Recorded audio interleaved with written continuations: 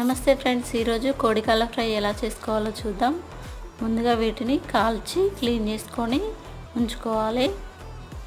ఇందులో కొద్దిగా కారం, మసాలా, సాల్ట్, అల్లం వెల్లుల్లి పేస్ట్, కొద్దిగా నిమ్మరసం పోసుకొని మసాలా కారం బాగా పట్టేలా కలుపుకోవాలి.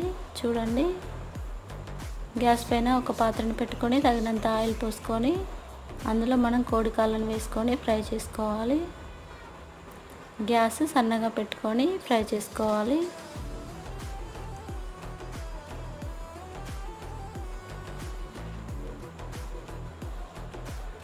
చూడండి, ఈ విధంగానైతే అన్నీ ఫ్రై చేసుకోవాలి.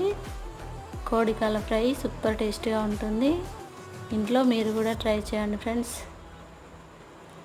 ఎలా ఉన్నాయో కామెంట్ చేయండి.